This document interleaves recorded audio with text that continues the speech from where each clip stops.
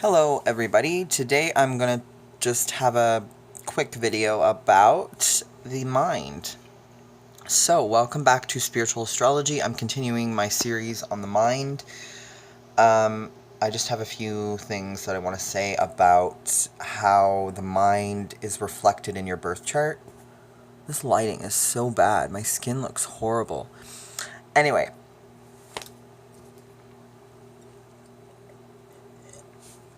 So the mind, I believe, is mostly affected by your moon sign.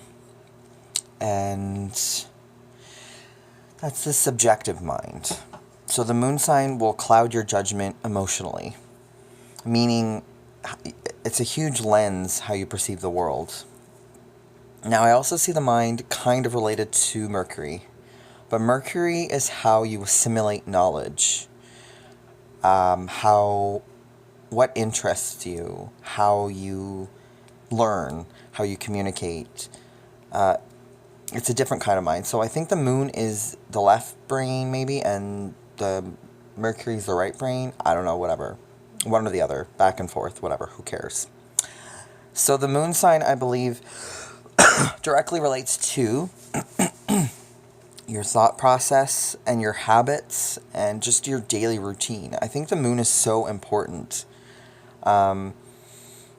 It's strange that we talk, the sun sign is easy to designate because you can just tell someone your birthday and then you'll know the sun sign. But the sun sign really is not important when it comes to day-to-day life. The sun sign is basically your overall life path. And the moon sign is your day-to-day habits and rituals and reaction to things. How you react. So reaction is different than responding. So for me, I kind of have a good balance of reaction and response because of my moon in Gemini is close to Cancer, and moon and Cancer people are very emotionally reactive to everything. Basically, they're not in, sorry to say you're moon and Cancer people, but you're not very independent when it comes to your thought process. If the moon rules your life, if you have a strong moon, I have a strong moon, pretty strong. I mean, my sun is conjunct Saturn, so Saturn kind of overpowers my ego, but that makes me responsible. But because Jupiter is in Cancer, conjunct my late Gemini moon, I'm reactive. So my mind is balanced between these two kind of things. Mercury is conjunct, in a lot of people's charts, Mercury is conjunct their sun. And this makes people quick-minded. And say you have two people in conversation. You have one person with Mercury conjunct the sun and another person with Mercury far away from the sun. The Mercury conjunct the sun person is likely going to be thinking about responding the whole time in the conversation. Whereas it's not a bad thing because usually Mercury conjunct the sun people have quick minds, but not in depth. So I urge people with Mercury conjunct the sun, like me, to try and slow down. Breathe, take your time on reacting to things. Realize that your automatic reaction and your wanting to respond is not necessarily always the best thing. But you're probably really, really smart, really bright, really quick. Mercury conjunct the sun. It happens in a lot of people's charts. You're going to be really quick-minded.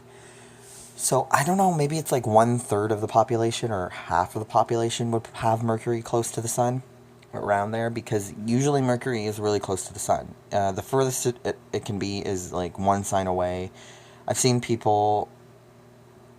you can actually notice this in people with Mercury conjunct the sun, because it'll be if it's far away from the sun, then these people will not be as quick. Their conversations will kind of take a bit of a slower turn. They won't be quick to react, quick to think. They're not necessarily textbook people. They're less logical. I wish I want to experience what it's like to have Mercury not so close to my sun, conjunct Saturn as well. Um, like FML, bang, bang. Uh, I'm sorry if I offended anyone there. Shooting myself. But, yeah, it really affects your mental state. So mine's in Capricorn. So I'm serious, and people with Mercury and other signs are bound to be less contemplative, less restrictive, negative, dry. But yeah, the moon will help your mental state. The moon is essential for your mental health. Okay?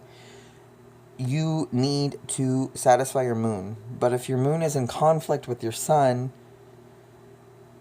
well, your whole life you're going to feel conflict. There's really nothing you can change about it if you're an astrologer. That's how I think. You can find ways to adapt, find ways to accommodate your sun and your moon.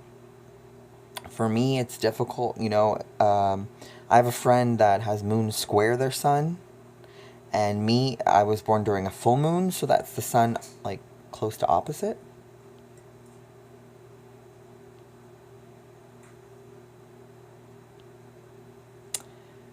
But yeah.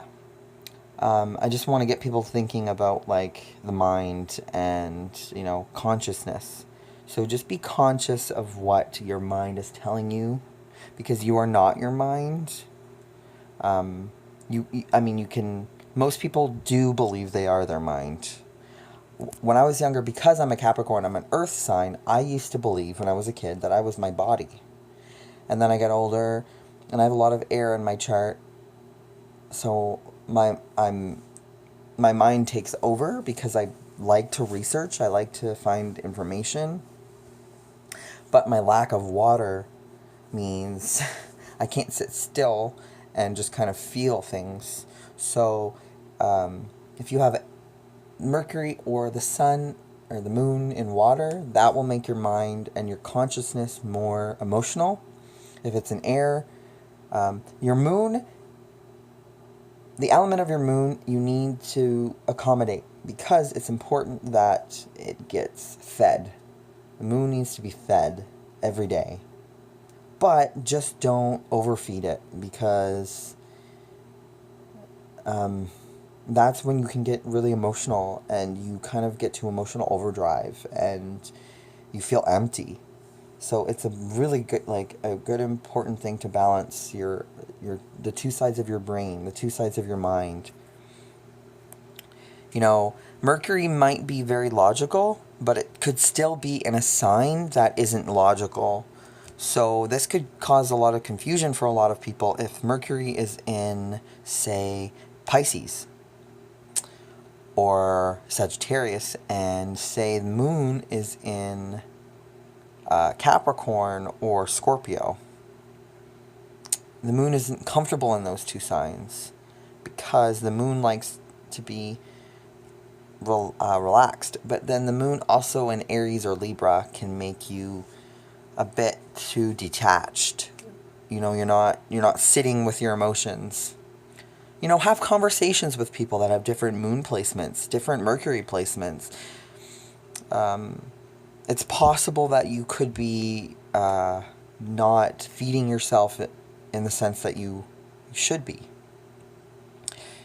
Basically, all of this relates to being happy and fulfilled in life.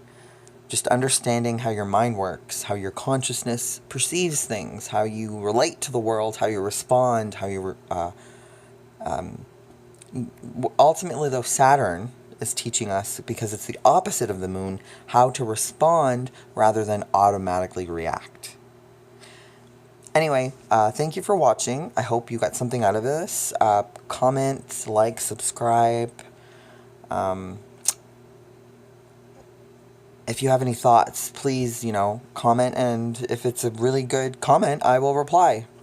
I usually do, but I'm a Gemini moon, so you gotta mentally stimulate me. Thanks. That's what I'm asking for. Okay, bye.